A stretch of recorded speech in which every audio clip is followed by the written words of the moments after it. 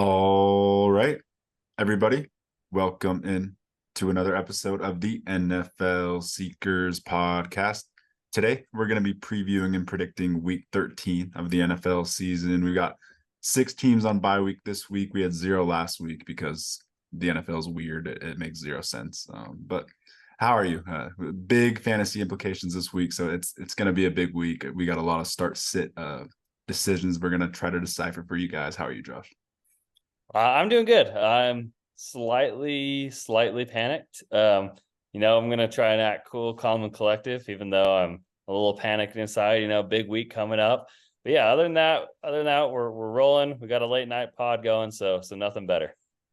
Yeah, excited to get into all these games. We have some pretty good ones, and yeah, like you said, it's nerve wracking. We're in the nitty gritty in our fantasy league, and the playoffs are really tight. So it's a nerve wracking one. The start sits are going to be really big and crucial. So we'll get on to our underdog slip segments. We each chose one lock of the week that we like. And why don't you start with your lock of the week line? Uh, you know, I've been struggling in this category for for a little while. Dan's obviously been killing it with his lock of the week. Clearly, he's a better gambler than I am. But I tried to play it safer with this one, and I was really thinking about this one. And give me, yeah, Brian Robinson Jr. higher than 39.5 rushing yards versus Miami.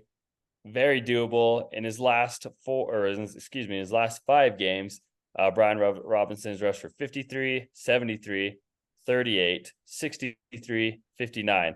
And arguably, I'd say there were better run defenses. And Miami, you are very capable of running on. And I think, the Commanders give Brian Robinson enough carries. I mean, he's been getting pretty good volume. 15 carries last week, 17 the week before. So I'm feeling very confident in this one.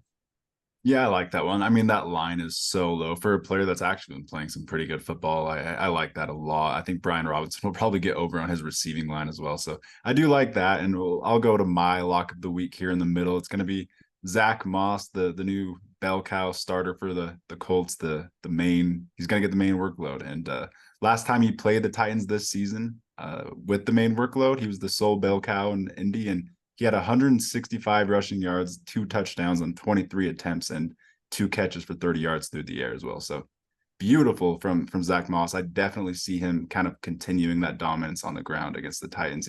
He's looked really good this year, so I love that. And then we both chose a kind of like a collaborative lock of the week. We both kind of agreed on this one, and it's Amon-Ra St. Brown. He's the last 3 games, he has at least 8 catches, and he's playing a decent Saints defense that I feel like the Lions are gonna kind of have to get a lot of check downs, a lot of dink and dunks going. So I see Amon-Ra getting a lot of short yardage catches. So I do like that line. Yeah, I was gonna say I feel like the Saints do play a lot of zone, and I feel like that honestly just helps Amon Ra just to find those, like you just said, those little dink and dunks, over the middle crossers, curl routes. I feel like Amon Ra will eat in this game, and I think he'll have. Honestly, in my opinion, I wouldn't be surprised if he has 10 plus. Yeah, he'll definitely get a lot of targets. So I like all these lines. I definitely like these locks. I feel like there's some more that we'll talk about as well throughout the preview. So we'll get on to our first preview, our Thursday night football game. The Seahawks are going to go into Dallas and play the Cowboys. The Cowboys are 9-point favorites, and the Seahawks will be wearing these beautiful throwback jerseys on the road. Don't know if it will be enough to completely overcome this complete juggernaut of a football team right now in the Dallas Cowboys. They are just dominating. CD and Dak look like a MVP duo. It's crazy. They're playing some awesome football. That defense, obviously, with Deron Bland making special plays, breaking records. Micah Parsons is looking like the defense player of the year right now. So it's the Cowboys are just a juggernaut, and the Seahawks really are struggling. Like they are a struggling Seahawks team. That offense is looking rough. Geno Smith isn't looking like 2022 Geno Smith, that's for sure. So I don't know. How are you feeling about this one? Are you as optimistic as me? Oh, I'm confident. Yeah, and I think it's time to start bringing up Dak Prescott for MVP, top 10 quarterback. I mean, this year top 5, I would argue. He's just playing really, really good, sound football. And I mean, he's lighting up the scoreboard. I mean, Dak Prescott is playing good. And I wanted to throw that out there because I mean, with the way he's played over these last, oh my gosh, it's been 5-6 weeks. I mean, it's just been a changed team ever since they played the Chargers and had that bye week. They really just reset as a team and just kind of took off. Obviously, they had the one loss in there to the Eagles, but I mean, that's your biggest competition that you're gonna face in the playoffs, division rival. But yeah, I just need to throw that out there. I think Dak Prescott is playing MVP type football, and I think he should be considered in that race right now. And with that being said, that makes me feel even more confident with this Cowboys team. I mean, just the way the offense is rolling, the defense is creating turnovers, they're scoring. I mean, it's just a really, really, really good football team. And they seem, to for the most part, to have a clean, healthy build. Really, everyone's staying healthy. There's no major injuries, and they're rolling. Tony Pollard finally seems to be finding his footing, and he's doing really good. So I mean, it's just all coming together at the right time for the Cowboys, and I feel very confident with a struggling Geno Smith on the other side. Yeah, like you said, it just is not a good matchup at all for Seattle going into Dallas right now. And when you look into the fantasy aspect of things, you know you're starting every single Cowboys option, the borderline options like Brandon Cooks, even you're really excited about. Just they're firing their heat right now, and you got to ride the heat, the fire right now with that offense. You start every option. Jake Ferguson's kind of the one suspect one. He has two really sus games in a row. So Jake Ferguson, you're a little bit hesitant on, but tight ends are so rough. You can still definitely start him in this offense. And for the Seahawks, Kenneth Walker's looking doubtful, so it's going to be a Zach Charbonnet game. Are you thinking Zach Charbonnet has another rough outing like he did last week against a tough Niners defense? I feel like it'll be kind of similar. Yeah, I'm not too confident in Zach Charbonnet, to be honest with you, against this Cowboys run defense. They're really, really good. And, a young guy like Zach Charbonnet, I just feel like he just will not be able to, find those gaps. And I don't think his vision is honestly as great as I expected it to be coming into this year. I think he's still, learning, kind of just that rookie year mistakes. And so, yeah, I'm not feeling too confident about Zach Charbonnet. I do think, though, since he is the standalone back with Kenneth Walker doubtful, that he is worth a flex play. But I wouldn't be too high on him this week. I would kind of, lower your expectations against a really good Cowboys defense. Yeah, I definitely do think he's a flex play if you need. He won't be bad. I think he could get some in the receiving game at least, but like you said, it is going to be the rushing game where he struggles. I think he could get some good receptions. And then the Seahawks receivers, they've really just been a huge disappointment this year. DK Metcalf has been one of the bigger disappointments in fantasy. Really, he's kind of finished, or he's kind of right around JSN and Lockett right now in total points. So they're all kind of bunched in together. This offense really isn't looking like the 2022 Seahawks, and it's a mess. It's scary to start anyone. DK is kind of like the only start, and that's just based off name, really. Yeah, 100% agree.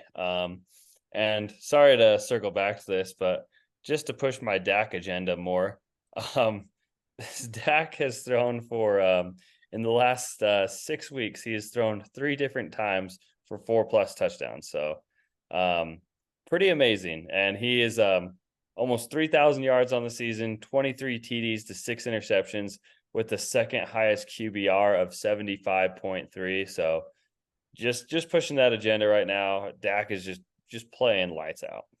He's putting up numbers. And are you nervous for I hear a lot of people, the Cowboys haters are saying that they're playing no good teams. Are you nervous for them, like when they do play really good teams? That Niners game was really rough earlier in the season, but the Eagles game, they looked pretty good. And I'm like almost 99% confident that they are beating the Eagles in their next game at home. So how do you feel about them against like good teams in the playoffs?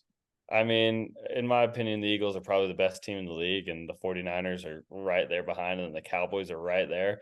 And yeah, I mean, the Eagles game with the Cowboys was just it came down to the last play. The Cowboys were inches short of a touchdown to win the game. So I'm not too worried about it.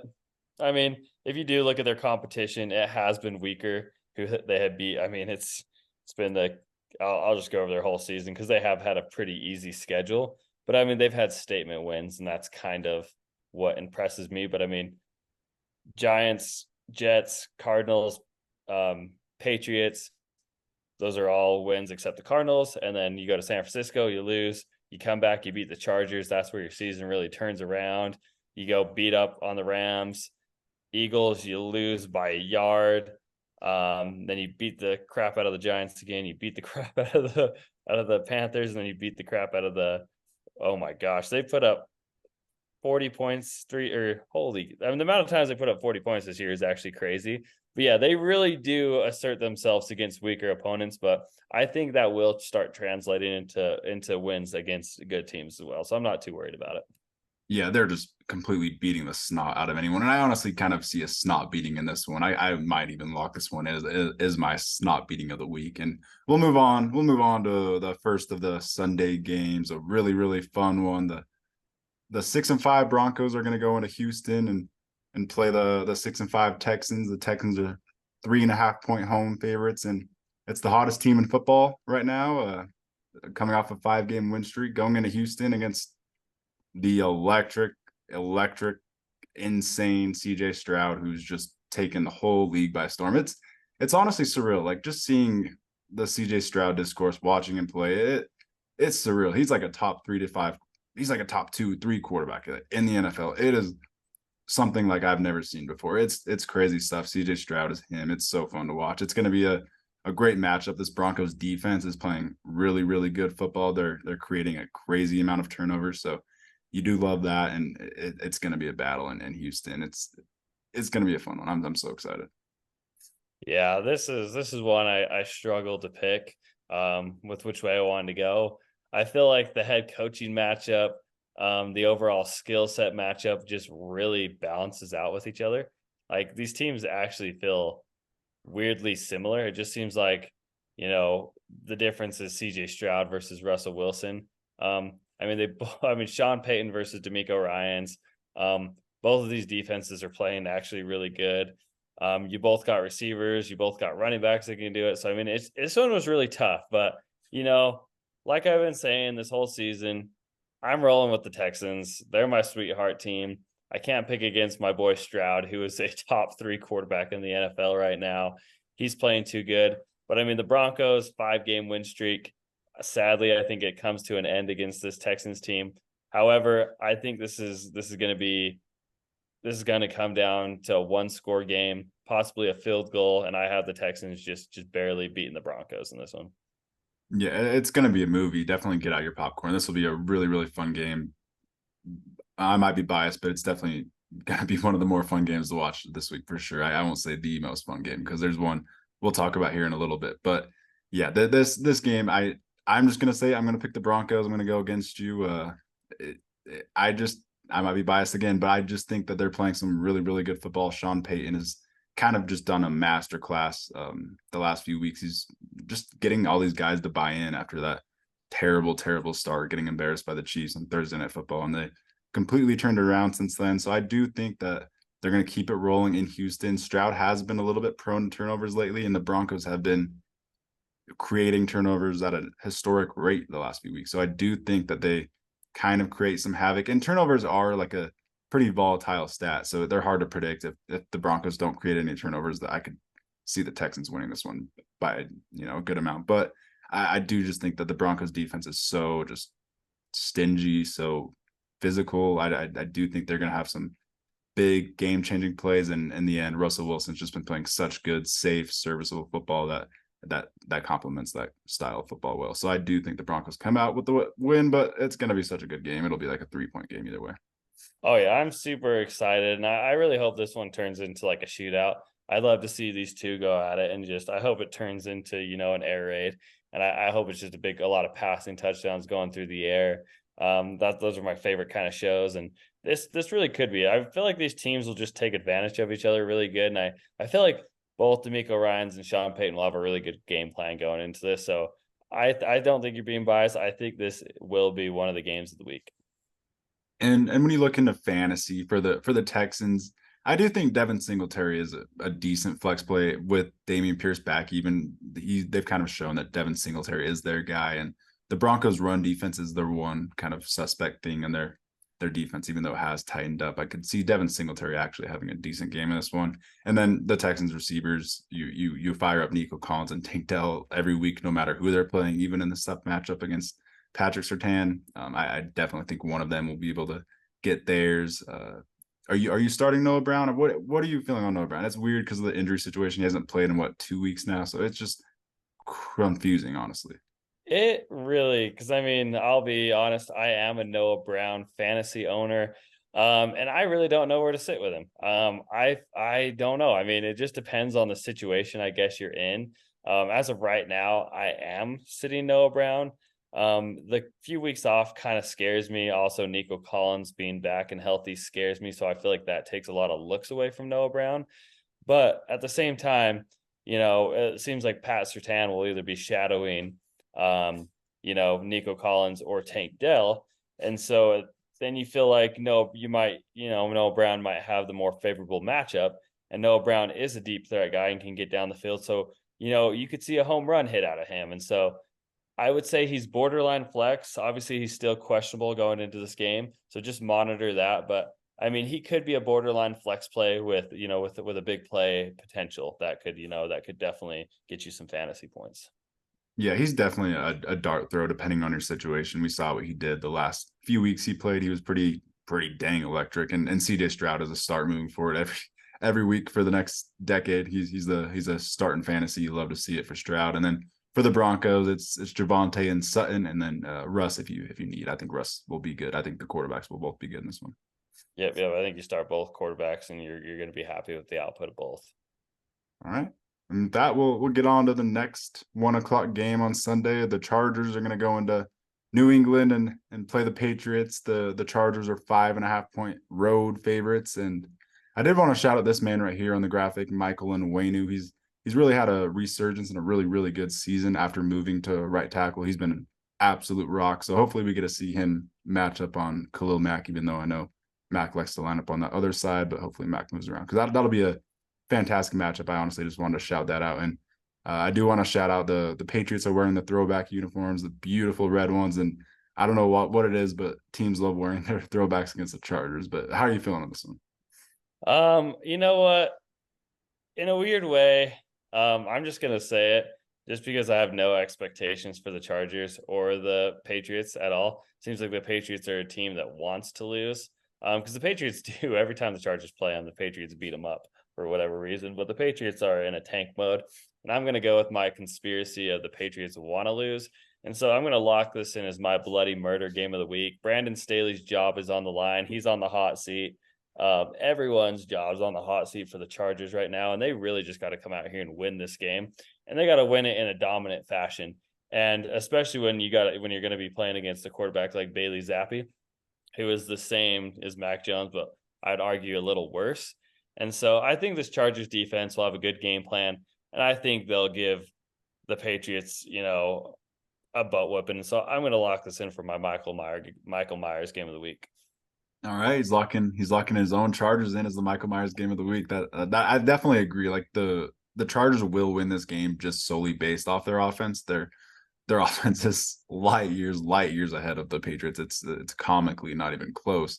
The Patriots are literally the worst offense in the NFL, and the Chargers have one that can compete with any top team in the NFL. So that is the difference. We're both picking the Chargers. We can get that out of the way. That's very obvious. The Patriots are kind of playing right there with the Panthers as the worst team in the NFL right now. It's crazy. There's nothing else to say with the Patriots. I think my one thing, like you said, this might be like a complete blowout. My one thing about it not being a blowout is if like the Chargers just handle the Patriots too easily and they just don't need to, put their foot on the pedal. Maybe that's how it goes in Foxborough, but the Chargers are going to win this so handily. It's not even funny. They're covering that 5-point spread so easily. Yeah, and it's people's jobs are on the line, and so the Chargers are a game too late, but they're gonna come out here and they're gonna play for their coach, and they're gonna they have something to they have their jobs to play for at this point. It's already too late, I mean they're not making the playoffs at this point, but at this point I think they're just playing for their jobs, and I think that'll actually make them play better. So, and it seems like the Patriots are paying to get Drake May or Caleb Williams. Yeah, I mean the Chargers just have to be pissed after that last week's performance. They really had a chance to beat the Ravens, and they're honestly their stars kind of fumbled it away. Literally, Keenan and Eckler both fumbled it, and I think the turnovers are what lost them that game ultimately. It did, yeah. It ultimately did, and yeah, I mean, and I say this even though it might be a trap game because Bill Belichick is light years better than Brandon Staley, and may just come in here and have a game plan that just shakes them. But I really do think this will be a bloody murder game. And coming off that, bouncing off that in fantasy, you start pretty much every Charger in this one, except for Quentin Johnston. Don't touch him. You can release him. You start every Charger, and then for the Patriots, it's Demario Douglas from Andre, and don't touch anyone else. Yeah, I was gonna say, and if you're looking for a flex tight end this week, look at Gerald Everett. I think this game would be a really good game for him. I think he probably finds his way in the end zone too. So this could be a good week to pick up Gerald Everett if he's available on your waiver wire. If you have like a Dalton Kincaid or somebody on a bye week. Yeah, Gerald Everett's definitely a good dart throw. Even Donald Parham's always a good dart throw for a touchdown. Anything else you want to say in this one? No, let's move on. All right, let's get on to the next one. The Lions, coming off a loss on Thanksgiving, are going to go into NOLA and play the Saints. The Lions are 4-point road favorites, and we're going to need the Lions to show us some more than they did in that Thanksgiving game. I actually kind of have a sour taste in my mouth from that Thanksgiving game. They played bad. They completely got outplayed by Jordan Love. He completely outplayed him. We'll talk about the Packers later because I'm excited to talk about J Love. But the Lions just weren't really competitive, and their defense is the last few weeks, ever since that Chargers game, really has just been scaring the hell out of me. The Lions defense honestly doesn't even look the same. Like the beginning of the year, it was looking like it was a resurged dominant defense, and it's just kind of allowing a crazy amount of yards and points the last few weeks. So it's scary. I honestly could see the Saints kind of competing. Like I do see this being a really close game. I'm going to be honest. I don't think the Lions are that same football team that they were at the beginning of the season. Some injuries and maybe a lack of high-end star talent is hurting them right now. I don't know what it is, but they're not looking like that same team. And I think this will be a close game. How do you think this one goes? Yeah, the Lions are definitely. Yeah, they kind of did. They've left a sour taste, even though they got that win off the Chargers. Of course, every team wins the Chargers by a field goal. It's just that they are kind of scaring me. And yeah, I mean that defense. I mean, obviously you lost Chauncey Gardner-Johnson, Brian Branch banged up. So even your secondary did get depleted, which obviously takes away from the way. I mean, they've been giving up a lot of points through the air. But it just kind of seemed like they fell asleep at the wheel on Thanksgiving, and that was concerning against the Packers team that they should have handled pretty easy, in my opinion. But yeah, I mean, it is something to be concerned because it seems like teams now are able to move the ball at will against the Lions, in back-to-back weeks, and that does cause for concern. So I am a little nervous. However, I do believe in their coaching staff. I believe in Dan Campbell. I believe in Ben Johnson. And so I do expect a bounce back, and I am going to ride with the Lions. And I have no faith in Derek Carr as well. Derek Carr is just, in my opinion, just terrible and washed at this point. And just such a scared player. He's probably the most scared player in the NFL. It's pretty pathetic to watch him. He's scared to get hit. He plays scared, and it's pathetic to me. So I'm just gonna put that out there.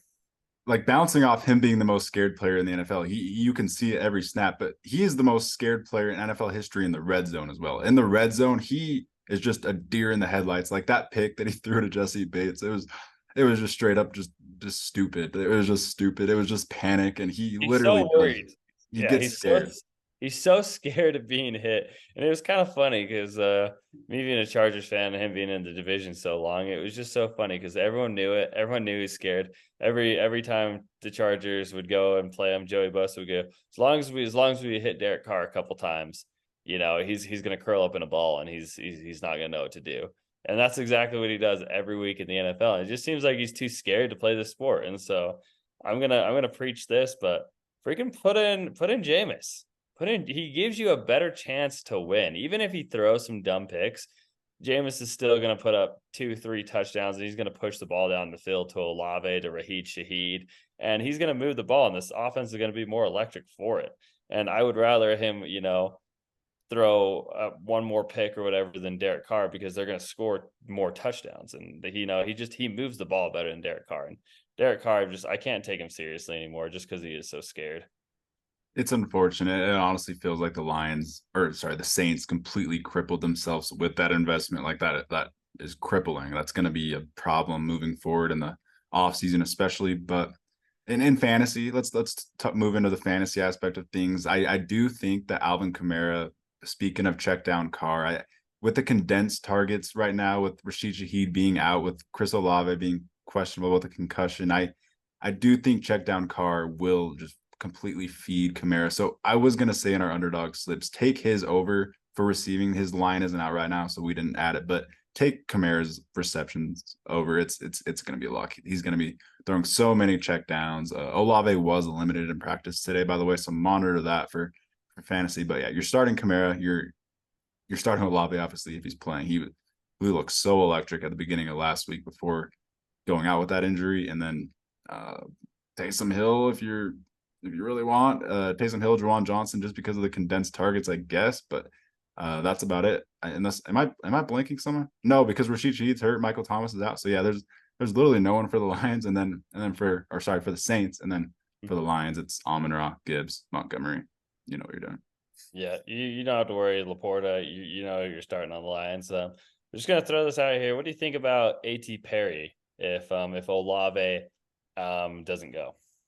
Oh, it's a dart throw. It's a dart throw. Like if you're in a 12-team 2-flex league and you're down bad with buys, I think that's the dart throw. But he's a stash. I don't know if I'm starting him against the Lions, but like he'll probably do decent. He had that one touchdown a few weeks ago, but other than that, hasn't really done much to make me want to start him. That's the thing. Yep. Definitely borderline dart throw. You don't have any better options. I mean, if you have better options, look that way, but definitely a stash and see what he does.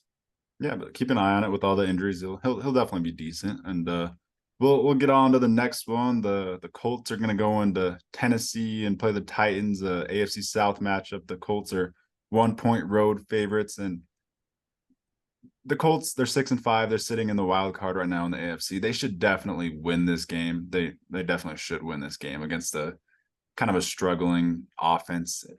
The Titans' offensive line has just been a complete mess.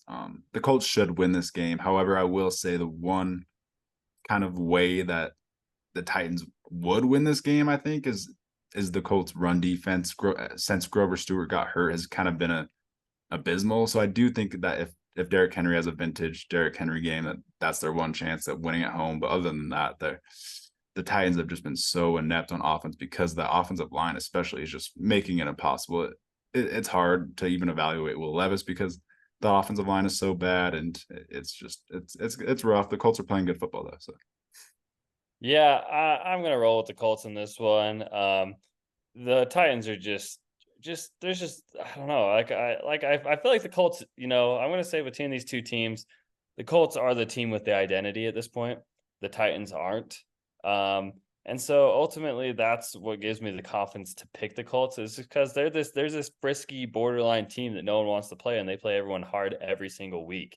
And week in and week out, they have a really good coach in Shane Steichen, who is up for, coach of the year at this point. And he's just brilliant. He really is. He's brilliant. He's a brilliant offensive play caller. And, what the Colts were able to do last time they played and what Zach Moss was able to do last time they played the Titans is just I don't know. They just seem to have their number for whatever reason. It is a tough, AFC divisional game for these two. But yeah, I just don't see the Titans being able to do enough. And I don't really feel like they have that. Like, their run game is very hit or miss this year when that's been their identity and a tough defense. I mean, they traded away Kevin Byard to the Eagles, and it just kind of feels like they feel deflated at this point. And the Colts are just this frisky team, fighting for that wild card spot, fighting to stay in it. And so that just gives me the confidence to roll with them. yeah, the Colts are trying to stay alive in that tight AFC playoff race. So you kind of have to pick them. Let's be real. I have a weird feeling that the Titans could come away with a win in this one for some reason, but just because of the divisional matchup. But you have to pick the Colts. They have a good record. They're playing competitive football, and they're in the playoff race. So you got to pick them. And for fantasy, the Jonathan Taylor situation is honestly like very, very bad for Jonathan Taylor fantasy owners. That's crippling at this time of the year, especially where you really need it.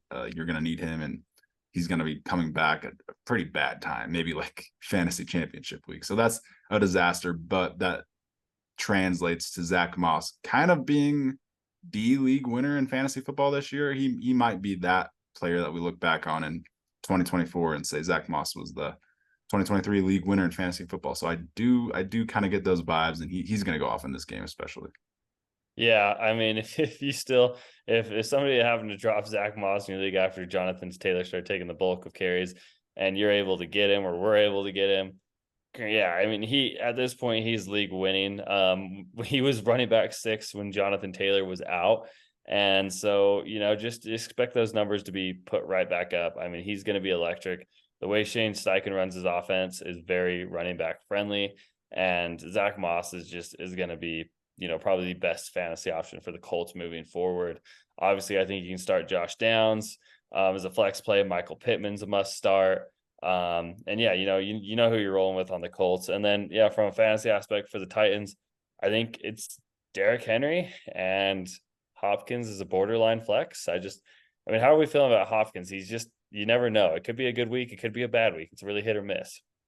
Hard to bench him because of the name, but starting Hopkins is scary. If you have any other like decent option, a Christian Watson, anyone like that, I'm starting honestly over Hopkins. This matchup isn't bad. The Colts do seem to kind of be a pass funnel defense, but I don't know. The Titans are just so low scoring every single week. Their offense might be the worst right now because of that offensive line. So I'm scared off of Hopkins really. Yeah, I really just honestly think at this point it's Derrick Henry and forget about the rest. And even Derrick Henry's suspect. It's really just matchup dependent. I think this could be a Derrick Henry matchup, but yeah, other than that, I think that's it. And we'll get on to the next one. The Falcons are going to go into New York and play the Jets. And we just talked about him. We talked about Derek Carr, but I do want to shout out Jesse Bates, just completely transforming this Falcons defense. He really has. He has kind of made that defense really solid after being kind of bad the last few years. They're like one of the more improved units in all of football this year. It's been fun to watch. He got the pick on Derek Carr like we talked about, and he also got the peanut punch forced fumble as well. So he's just a playmaker. He's all over every single game. You're gonna see number 3 for the Falcons. He was honestly underpaid at this point. What a free agency signing for them, and yeah, just I think you can kind of expect that Falcons defense with Jesse Bates to dominate again in this matchup. And I see on our picks that me and you are actually disagreed on this one. And it's surprising. It really is surprising that I'm picking away from the Falcons, but I honestly just think Fumble Ritter is going to be the difference in this. Desmond Ritter is a fumbler. He is a mistake artist. And I think, that's going to be, their worst nightmare playing a really frisky Jets defense who loves to jump. I mean, when you play a team with a bad offense, and same goes for the Falcons, when you play a team with a bad offense, their defense tends to play a lot more scary. And I heard this quote from Peyton Manning. He hated playing bad offenses because the defense have to make up for the bad offense, and they're the ones who are jumping the plays and they're breaking on the routes harder. They're just the scarier defenses because they have nothing to lose. They know they got to make a play, and they're gonna jump routes, and that scares opposing quarterbacks. And I think the Jets defense is really gonna take advantage of a poor Desmond Ritter. I think Desmond Ritter, he's pretty much a lock. And even if it allows you to take a fumble or a pick for Desmond Ritter, I didn't even see if that was one of the bets. I would put that in as a lock, either a fumble. I think you do a fumble and a pick, and I feel pretty confident about that. And that's kind of the reason I think Desmond Ritter against this Jets defense is going to be a struggle. Yeah, that is a terrible matchup with how much Ritter has been fumbling and everything. That is a bad matchup. The Jets pass rush is going to get after him. And I don't know. I am picking the Falcons just because I feel like last week Arthur Smith showed that Ritter can just, as long as you involve Bijan, give him 30 touches, I think that the Falcons can be fine. I think that they're going to end up winning that division. So I just don't want to pick Tim Boyle and the Jets. I kind of have a grudge against the Jets. I don't want to pick them. I respect that. I respect that 100%. I mean, it's Tim Boyle versus Desmond Ritter, two guys that probably shouldn't be in the NFL. It's just kind of funny. Fireworks. It's pretty brutal when you say that those are the two starting quarterbacks. It kind of makes you scratch your head. Like the Jets' previous quarterback. I mean, the Jets just never got a backup quarterback on their roster, and the Falcons have just struggled to find a quarterback. So it's a really gross quarterback matchup. I think this one really goes for the defenses, and then Brees Hall and Garrett Wilson versus Bijan and Drake London, essentially. And yeah, if the Falcons, I am scared for that reason, because I do think Bijan, they have figured out that they need to utilize him more because their offense is going to be better for it. So I mean, if Bijan's a 20, 30 plus touch guy in this game, that favors the Falcons. But I think the mistakes that Ritter will make will be in key moments, and I think that'll just benefit to the Jets. And you covered it perfectly for fantasy. I think there's 6 players you start in this entire matchup. It's the 2 defenses, Garrett Wilson, Brees Hall, and Drake London and Bijan. I really genuinely, I'm struggling to think of anyone else. Kyle Pitts, you're not starting. I don't think there's anyone else.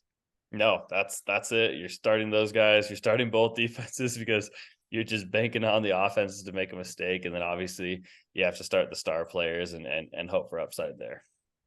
Make sure you tune into this must-watch barn burner in New York, and I'll end it with it's been 13 weeks now, and 13 weeks every episode I've said, start Trevor Siemian. What are you doing, Jets? Start Trevor Siemian. All right, we'll get on to the next game. The Cardinals are going to go into Pittsburgh and play the Steelers, who are 5.5-point home favorites, and the Steelers are just winning, man. They're just winning football games. They're the classic Mike Tomlin Steelers right now. They come away with wins. They're a gritty, grindy team. And last week, after Matt Canada got fired, the offense did start to click. They finally put up some yardage, and you do love to see that. I think it's kind of in part to all these weapons kind of being utilized finally. You finally feed Pat over the middle. He's awesome. You love to see that. And then you get those receivers going. But most importantly, on the ground, Jaylen Warren and Najee are just electric. Jaylen Warren by far is the Steelers' most electric, special, big play player. But Najee is just playing really good football as well. He's running downhill, and he's honestly running really well. So this Steelers offense outside of Pickett is complementing each other well, and I think they're gonna click again and win this matchup. Yeah, I 100% agree. I think this is a Steelers win. Honestly, the schedule does favor them towards the end of the season here. This is a very favorable matchup. They're playing a weak, deflated Cardinals team. It just doesn't have much to play for at this point. So yeah, the Steelers are a nitty gritty team that needs to try and grind it out for a wild card spot in the playoffs, which it honestly looks like they will at this point, just with how the schedule looks. But yeah, getting rid of Matt Canada was the best thing the Steelers could have done. That was a huge W. Their offense will improve. Their running backs are electric. So yeah, I mean, this is just a favorable game for the Steelers, and TJ Watt's gonna get after Kyler Murray and make his life hell. And for the Cardinals, we saw last week against the Rams, I think that game was just kind of their roster talent kind of just showing. It's the roster talent isn't really there for the Cardinals, and they might be looking on to 2024. I 100% agree with that. And when you get into the fantasy side of things for the Steelers, like I said, you're starting Najee and Jaylen Warren. They're both kind of electric right now. Pat Freiermuth, you fire up as a must start even after 1 week of sample size. I think that's big enough. We saw how good he was. He's a great player. So fire up Pat and the 2 receivers. I honestly am a little scared off of, not gonna lie, but the Steelers offense is looking a little bit better. So you could definitely start Deontay. I don't know about Pickens. How do you feel about those 2 receivers? I don't know. Let's just say I'm looking for better options. If we're to, even at this point with those 2 receivers, like if you're telling me I have the option to start Jaden Reed or Noah Brown over those 2, I'd honestly probably feel more comfortable than that. And like you said earlier, even like a Christian Watson, I feel like just are going to have safer floors than those 2. I just feel like they have not really been used correctly, and maybe that was the Matt Canada thing. I think they did okay last week, but yeah, I don't know. I'm not too confident, but yeah, I mean, and they've really established this run game with Jaylen and Najee, so I'm feeling more comfortable with those guys. And then yeah, how Pat was able to get open in the middle of the field was just phenomenal. So those 3 for sure. I'm looking for different options for the receivers. Yeah, the receivers are sus, but now that I think about it, the Cardinals is a really, really good matchup. So you could definitely start Deontay because of the matchup, and for the Cardinals, you start Kyler if you need. This is a bad matchup for Kyler, I will say, and then you start James Conner in Hollywood because Hollywood looked good last week, and Trey McBride has kind of been a must start the last few weeks, and he probably will be for the rest of the season. So you love that. Yeah, 100%. I am. I don't know. I obviously you're starting James Conner. I hope this is finally the James Conner, comeback game. We really haven't seen much from him, but hopefully this is the game. Yeah, hopefully he gets a lot more involved. It's a tough matchup, but I just think if the Cardinals involve him a lot more, that it'll translate to success. Because I mean, we saw the last few years when you throw to James Conner, he's actually been really productive in the receiving game, and that's something that's kind of been non-existent this year. So I do think they need to involve him more, and they involved Hollywood more last week, so that was good. Maybe they implement James Conner more this week. Yeah, preach. Let's cross our fingers and hope, because it's been frustrating for fantasy managers watching James Conner since he's been back from injury. All right, but I guess you don't have to watch this one. We got another sweep. We both got the Steelers. We'll get on to the next one. The Dolphins are going to go into Washington and play the Commanders. The Dolphins are 9.5-point road favorites, and if I know anything about the Dolphins, it's that they love beating bad teams. And I think it's safe to say, I think we've learned over the last few weeks. I've been saying it for a lot longer, but I know there's a lot of fans for Sam Howell and the Commanders. I think we've learned that the Commanders are kind of a bad team. So I think you can expect the Dolphins to kind of dominate in this one. I think they'll get theirs in fantasy. All their fantasy options are going to go off. I'm sure Tyreek Hill has another touchdown because when doesn't he? And yeah, I mean, the Commanders the last few weeks just haven't really looked all too competent. Just ever since they traded the edge rushers, Sweat and Chase Young, it's just their defense has been so abysmal that you can't even take them seriously. And yeah, I'm just gonna pick the Dolphins now because I can't really take their defense seriously. Yeah, no, you can't take the Washington Redskins seriously anymore. However, this game, have to shout this out because you got the number 1 passing leader in the NFL versus the number 4 passing leader, and the Mr. Sam Howell is number 1 in passing yards right now, going against number 4 Tua. So who knows? Maybe the Commanders, they might be, they'll be down. They might be forced to throw. And so looking at this from a fantasy aspect, I think Brian Robinson will be really involved. I think Curtis Samuel is kind of a start in this one. I think Jahan Dotson could be considered a start. Obviously, you're starting Terry McLaurin, but yeah, I mean, we might be looking for the Commanders to be airing out the ball and Sam Howell be throwing it 40 different times. Yeah, you just brought up fantasy in a PPR fantasy league. I think that Curtis Samuel might be like the wide receiver 1 for the Redskins. Like it's crazy. He just the targets last week were just out of this world, and the production in the short game. I think he's kind of a must start in this specific matchup against the Dolphins. They're obviously going to be throwing it like every play, and they're going to be, I think Curtis Samuel will get his. I think Terry obviously will get his in this matchup, and I think Dotson might even get his just because they're going to be throwing it so much. And there's at least been that Howell's been able to get his through the air. Yeah. And like we said on our bets earlier, I think I'm feeling really confident in Brian Robinson to have a big game on the ground. And I think his receiving line, like we said too, was really low. I think it was like 12.5. He's been like the leading receiver for the Redskins like the last like 3 weeks. So put the over on that too. That's pretty much a lock. That could have been a lock for us too. I think the rushing and the receiving for him is just a lock. I think it's a big game for him. And then obviously on the Dolphins side of the things for fantasy football, you know what you're doing. You're starting everyone. They're going to put up probably 30, 40 points, and everyone's going to eat in that Dolphins offense. Yeah, and are you worried about Tua at all, or are you just firing him right back up after a bad performance last week? Oh, I'm firing him back up. I'm not sweating that at all. Yeah, you start every Dolphin. You start every Dolphin. You start McLaurin. Yeah, honestly, you could start all 3 of those Redskins receivers, honestly, and you could maybe even start Gibson. Like you could start a lot of the options in this game. It'll probably be a pretty high scoring game. And Logan Thomas too. I think he's depending on what your tight ends look like, bye weeks, Logan Thomas is probably a start in this one as well. I mean, Sam Howell does distribute the ball oddly a lot to different receivers. So I think everyone will eat in this one. Yeah, good matchup in Washington. And I think we kind of covered a lot of fantasy and betting implications in this game because this probably will be like the highest scoring game of the week. And it is the second highest scoring game implied from Vegas totals. So with that, we'll get on to the next game, the 405 game this week. The Panthers are going to go into Tampa and play the Buccaneers. The Buccaneers are 5-point favorites.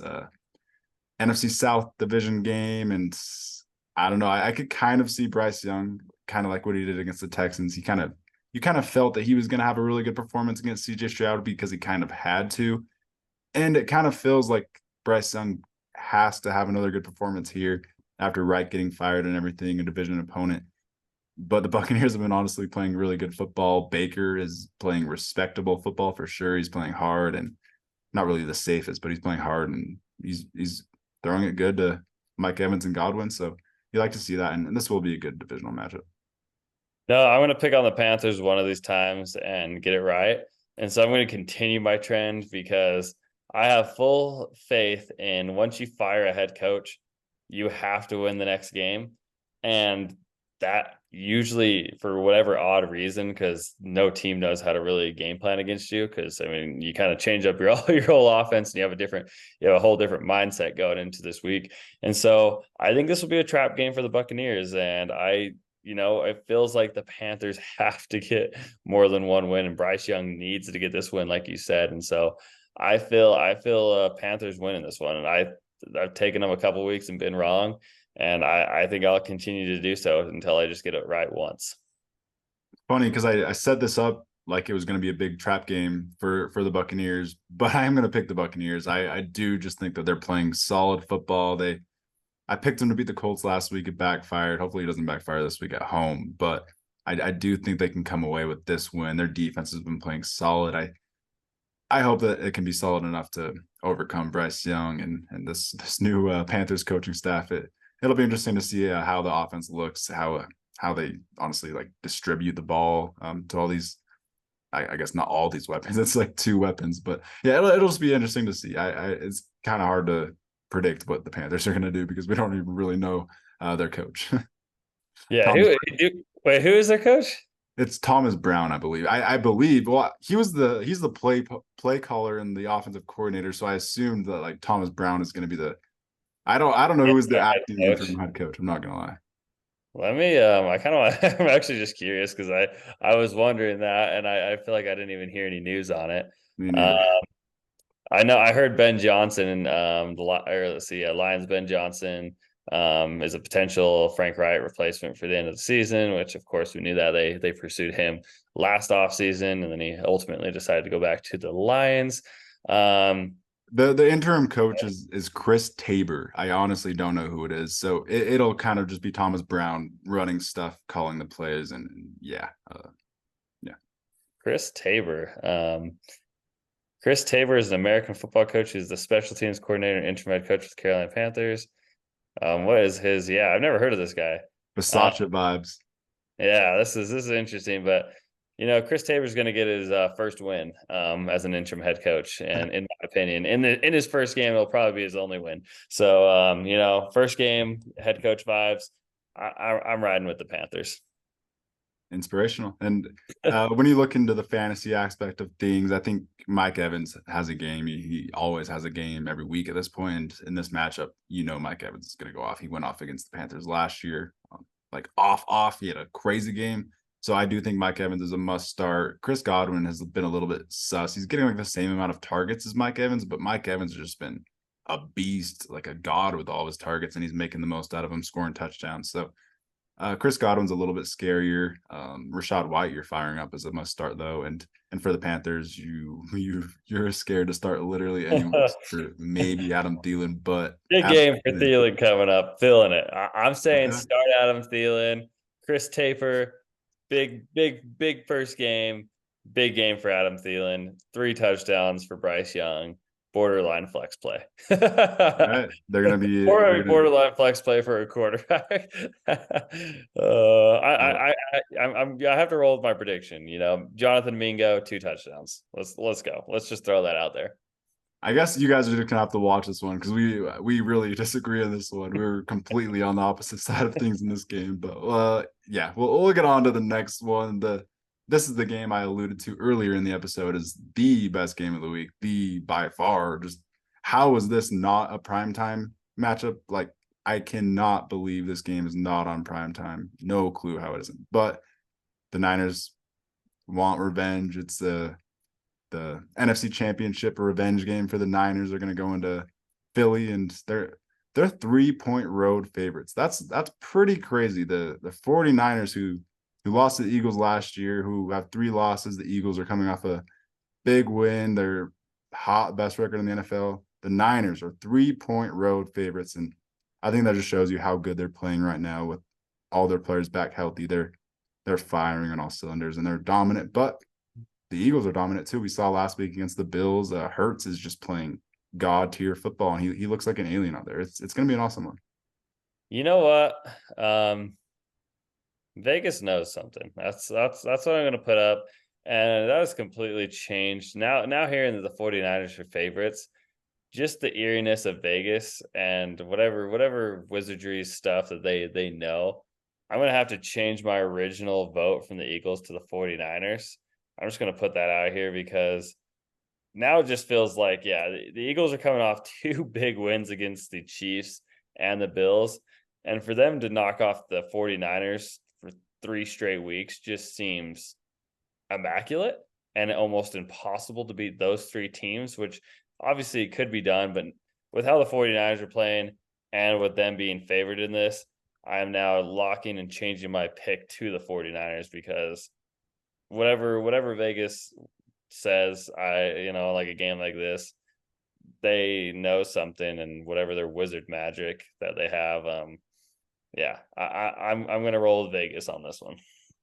I'm kind of pissed you switched. I wanted you to pick the Eagles because I'm kind of confident that the Niners are going to win this game. Like, I really do just think they're the best team in football right now. Like, no disrespect to the Eagles, we're right there and they have the best record in football. I just think that the Niners just right now, they are rolling. They have every single piece of their whole team is clicking. It's their defense after adding Chase Young. That's been like honestly more surprisingly better of a investment than I even expected. So awesome. I really am high on the Niners. Maybe I'm too high, but I am going to pick the Niners, and I think they kind of have a statement game in Philly. And yeah, I think Vegas agrees.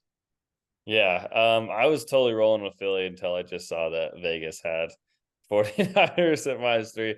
I don't know why, that just put some very sus feeling in the air for me. And I don't think that the Eagles, and now I'm thinking about their past few games, I feel like it just feels impossible to pull off what they're trying to pull off with 3 straight games against really good teams.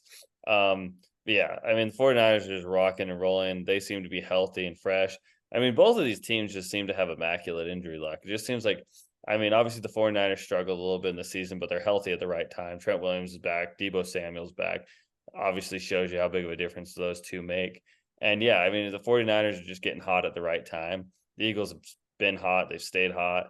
But yeah, I feel like this is a 49ers type win going into this one, just with how they're playing. Yeah, honestly, literally the 2 best teams in the NFL. I'll just say it. I don't even think it's really controversial. It is the 2 best teams. I think you and I kind of disagreed and we were arguing. You thought the Eagles were the best team in the NFL. I thought the Niners were kind of the last few weeks, and they're going to match up in this one. It's going to be electric, and I don't think we really need to cover fantasy football. You're starting literally everyone. Dallas Goedert's still up in the air. I don't think Goddard's playing, and that's a big plus for Devontae Smith, who seems to eat whenever Goddard doesn't play. It seems like whenever Goddard doesn't play, Devontae Smith turns into the wide receiver 1 over A.J. Brown. And 2 weeks in a row now, Devontae Smith has outproduced A.J. Brown. So definitely monitor that. You're firing up, obviously, every Eagle that you can. And for the Niners, it's the same exact thing. I can't even think of one player that you'd even be scared off on other than George Kittle, but he had that bad game last week. So that might mean you have a good game coming this week. Yeah, I expect similar results as the Bills-Eagles game last week. It's going to be the game of the week again. Just two high-powered teams, and like you said, the two best teams in the NFL. I think if you flip a coin, honestly, you could go either way on this team for who you think is the best. But it does feel like a 49ers win, and me and you both agree on that. But yeah, I mean, flip a coin, and it's going to be that close. Yeah, definitely does feel like a shootout though, no matter what. So you're right about that. It's going to be high scoring. Target it and fantasy and your betting slips, and we'll get on to the next game. The Browns are going to go into LA and play the Rams, and the Rams are 3.5-point favorites after that good performance against the Cardinals last week. And it looks like it could be Joseph Flacco for the Browns. How are you feeling about Joe Flacco? I was kind of reminded about his legacy games at the beginning of the season last year with the Jets when he kind of just went off and he made Garrett Wilson like have his best few weeks of his whole entire career so far. So that was kind of fun. But yeah, how are you feeling about Joe Flacco? I guess I don't know. During time, I mean, I just feel more confident with PJ Walker, I guess. I feel like PJ Walker actually played really good football for the Browns and they were winning when he was when he was filling in for Deshaun Watson. And I don't know, I just feel like if you got PJ Walker going, he just complemented that Browns team really good. It kind of reminded me of like he was like almost just like a better Jacoby Brissett. Um, and Joe Flacco, I mean, I guess you'll probably get more complimentary football out of Joe Flacco. Probably opens up the passing game a little bit more. It's just you get a veteran in the room that's been there, who's won, who knows how to win. And oh, gosh, I don't know. I don't know if I love the decision, but I guess he's a veteran that has won, and so he knows how to win. He knows how to distribute the ball, but I don't know. I don't know if I love it. I almost just would rather them just stayed with PJ Walker. Yeah, it's kind of just an interesting situation in general. I don't know why they're like forcing themselves to go away from PJ Walker after he like beat the Niners and went on a pretty good little streak earlier in the season. It is weird, but yeah, I think the Rams last week, like I said, against the Cardinals, they kind of showed that they're back, kind of getting some players healthy. I think Kyron Williams is a bigger factor for that team than anyone really realized. He is just obviously a star. He went absolutely off last week, but I think he's gonna make this Rams team a lot more competent. I think Puka and Cup need to definitely step it up. Hopefully they can get something going here at home again. But it's a really, really tough matchup against this Browns secondary, the best secondary in the NFL, probably the best defense in the NFL. So it's going to be tough for the Rams, but I think, like you said, that Browns offense might just be too inept that I'm going to pick the Rams in this one. I am optimistic of what I saw last week from the Rams, and I just trust that offense a million times more. I think they're kind of getting back into that early season form that they were in. So I think the Rams are the hotter team. You have to pick them. Wow. I mean, they are the favorite in this game, but honestly, I'm surprised. I'm surprised. I think after that absolute, I feel like the Rams, I don't know. I feel like the Rams are coming off of a really hot game. And then I feel like on the other side, you got a really pissed off Browns team, that's coming off a really horrible loss. And I don't know, just for that reason, I feel like that defense, the Browns defense, who's top 3 in the NFL, is going to bounce back after that poor performance against the Broncos. And I think their defense is just too good for the Rams offense. Even though the Rams have Kyron Williams back, Puka, Cooper Kupp, I feel like this defense might just overwhelm them. I feel like they'll get home, they'll get to Stafford. I think Myles Garrett's gonna, affect this game. They have really good corners, and Puka and Cooper Kupp have just been kind of quiet lately. And honestly, it was the Higbee show and the Kyron Williams show last week, and I feel like this Browns defense just matches up really well against the Rams. And I do think, not having Dorian Thompson Robinson and helps, whether it's Joe Flacco or PJ Walker, I feel like that'll actually help. Not having DTR, he's just a rookie. He was drafted late for a reason. He is a project. I don't feel like he's quite there yet. So I feel like having a veteran in the room obviously does help this Browns offense and will produce, more points. So yeah, I'm gonna roll with the Browns. I like it. Another split. I guess you have to watch this game. It's going to be a really close one. I actually did pick the Browns at first, and kind of the more I thought about it, I ended up picking the Rams, and it's going to be a really close game. It'll be low scoring because of this Browns defense. The Rams defense has honestly been playing better, so Yeah, this is gonna be a really good matchup for fantasy. I was optimistic in Jerome Ford the last few weeks. He's just looked good. He's kind of taken over that backfield like everyone predicted, and Jerome Ford's playing really good. So you start him for sure. You don't really want to start Kareem Hunt at this point, and David Njoku. That's about it. I really don't want to start Amari Cooper. I would rather start David Njoku than Amari Cooper. I don't want to start Cooper in this matchup really. And for the Rams, that's just a whole nother scary story. You start Kyron, obviously, you're not scared about that one, but Puka and Cup. I have Cup in a league, and I'm honest. I'm starting him, and I'm fully expecting 6 points. Like it's that's how it is.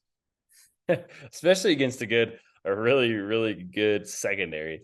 It just scares you all the more. I mean, he's been unproductive against weak secondaries. And so it's like now that he's going against a good secondary, will he just all of a sudden magically play good when it's good competition?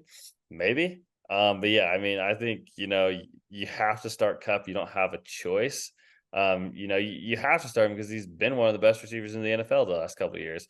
And so you just don't really have that choice. But yeah, don't be surprised if it's 6 points. 100%. And you start with the Browns. I don't even know if you want to start the Browns defense this one because I'm picking the Rams, so I'm not going to say that. But would you start the Browns defense then? This game is it's just a weird feeling game. I think yes, just because I think they will hold the Rams to a lower score. I do feel like Kyron finds the end zone maybe once or twice, but I really don't think they'll get above, the 20s. And I do feel like the Browns will get home and sack Stafford. I feel like that D line is definitely going to overpower the Rams offensive line. And so I do see some fantasy points coming from sacks. Yeah, that defense is so good. You could definitely start them. And with that, we'll get on to the Sunday night football game. The Chiefs are going to go into Green Bay and play the Packers. The Chiefs are 6-point road favorites, and I'm excited to talk about Jordan Love. I want to talk about him. He played a perfect game against the Lions on Thanksgiving last week. He really looked good. He won them that game. The confidence was just exuding out of the man after the game. I don't know if you saw him on the field after, but he was glowing. He looked like a man that knew that he just went in there and beat the Lions by himself. He did that. He looked like he knew that he did that. He looks confident. He looks different the last few weeks.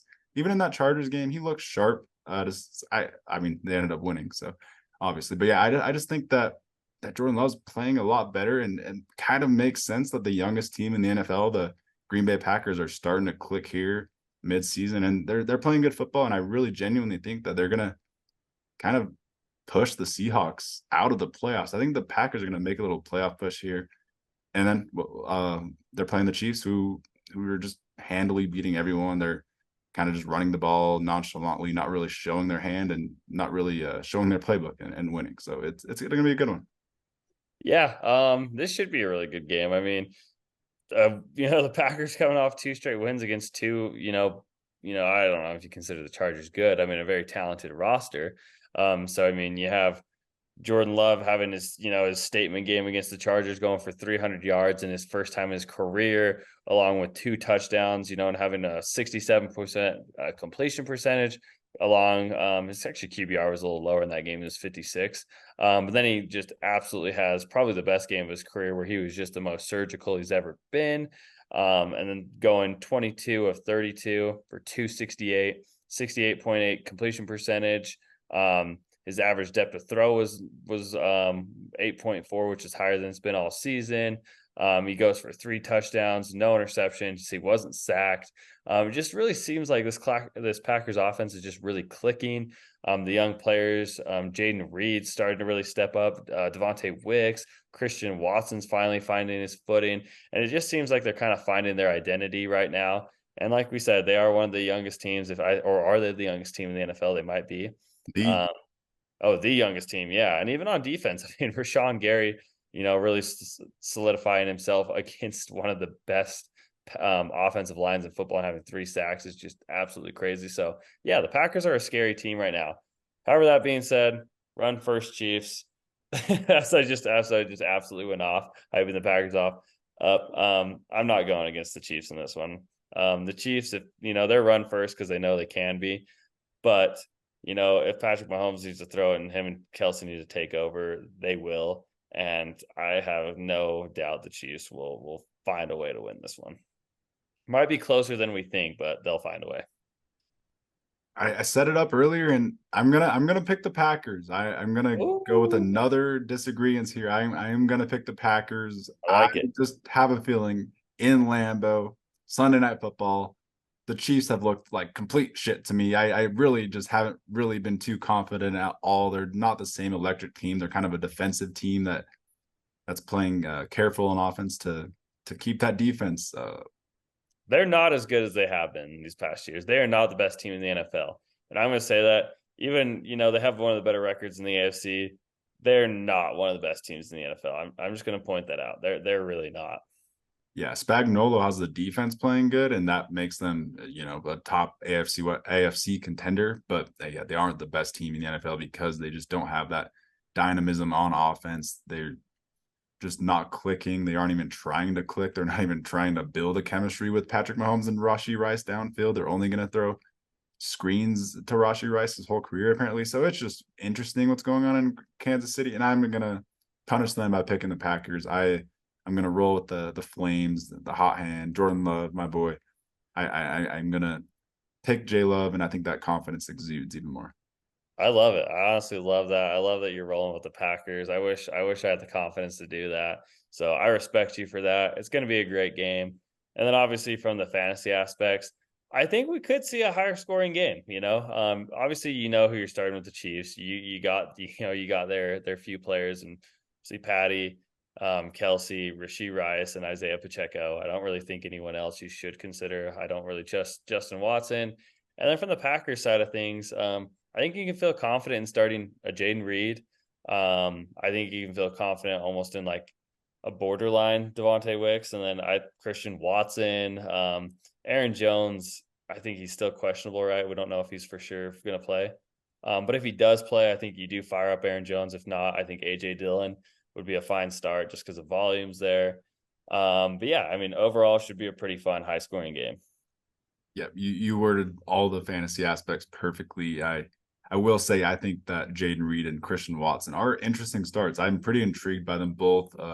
Jaden Reed, obviously, you rank a little bit higher, but Christian Watson, I'm fine starting him after that performance on Thanksgiving. And I did want to throw one other name out there. Tucker Kraft, the tight end for the Packers. Luke Musgrave is looking like he might be out for season, so maybe just stash Tucker Kraft. Obviously, he's a dart throw for sure, but you never know. Yeah, no, that is smart. I totally forgot about that injury. So yeah, that would be a good stash. You never know going into these fantasy playoffs who could be a league winner for you. Sure, and we'll get on to the last game of the week, our Monday night football game. The Bengals are going to go into Jacksonville and play the Jaguars, who are 8-point home favorites on Monday night. And Bengals will be wearing these beautiful all whites, but they also have the lowest implied team point total this week. So you can definitely target the Jaguars defense in fantasy. The Bengals have I think it's 10 or 13 points implied by Vegas odds right now that they're going to score. So you can be confident that the Jaguars defense will probably dominate. And shout out to the Jaguars defense, by the way. They've been playing good. They have a lot of players playing good individually. Like Devin Lloyd's really stepped up, and their pass rush has really been good with Josh Allen kind of emerging as another superstar. So good to see that. And then on the offensive side of things, you get Calvin Ridley starting to come back to his week one self after a few months. He took a few month break, and he's back. He's looking pretty decent. Him and Christian Kirk having a pretty good split right now, and you can start them both. And yeah, you love to see that. And I think you can expect a Jaguars domination against Jake Browning. Yeah, there's really no question in this one for me. Jaguars are gonna get it done. The Bengals are now just not a scary offensive team. It's you take out Joe Burrow from that offense. Top five, last year top two quarterback in the NFL, and you insert Jake Browning, and that completely changes the dynamic of this Bengals team and this Bengals offense. And I think the more relevant thing, because I think we're taking the Jaguars in this one, is to talk about fantasy. It just scares you, man. It scares you. It's disappointing last week. Obviously Jamar Chase was force fed, and that's probably going to be the case again. They're going to try and force feed him around the red zone. They're going to try and throw it deep a couple times. Obviously, they're not going to connect like him and Joe Burrow would, But obviously, Jamar Chase, you're starting. Every other Bengals receiver, I think, is a bench. You're probably forced to play Joe Mixon, but he's just got a really low floor, in my opinion. You're kind of banking on a couple screens. Last week kind of saved him on like a 30-yard screen in garbage time that helped put up his points. But I mean, he's still like a 9-point player, so you don't love to see that. So, I mean, don't have high expectations. Obviously, you have to start Joe Mixon and Jamar Chase, and you're just hoping one of them finds the end zone. And then, yeah, from the Jaguars thing, fire up Calvin Ridley at this point. He looks like he's back. Christian Kirk is obviously a start. Evan Ingram, obviously, you're going Travis Etienne. But yeah, and you're feeling confident because it should be a good game for the Jaguars.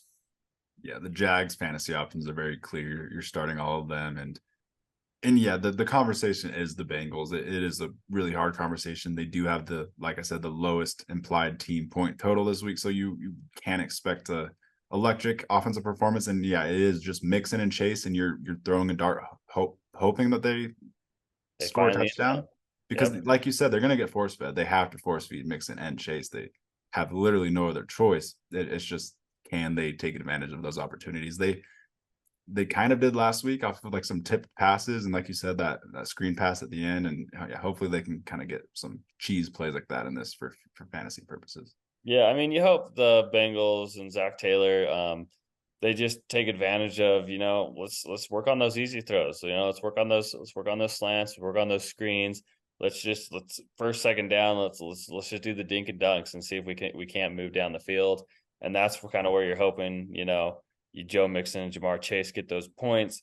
And then really where you're hoping they get their points is, yeah, if one of them can get in the end zone, if Jamar Chase, he found his way in the end zone, Mixon didn't last week, but you're just hoping they find their way in the end zone one time, to give them, because their floor has now gone down substantially. And so that's where you're making up with it, is just a touchdown. And I think moral of the story, we know how this game's going to end. We know how this game's going. So plan accordingly in fantasy and such. And yeah, fun covering all these week 13 games. You got any exit hot takes for us, Josh?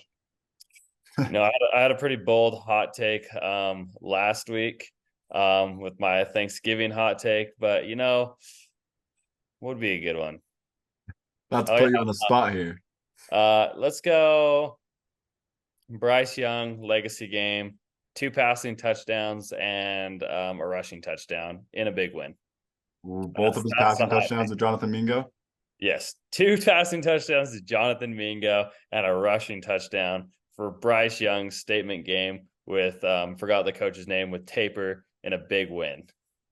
Inspirational. You heard it here first from Hot Take Stores. The Panthers are going to have a statement game, and Bryce Young is back. So yeah, love to see it. A fun episode. Thanks for tuning into the NFL Seekers. Like, subscribe if you liked, and yeah, peace.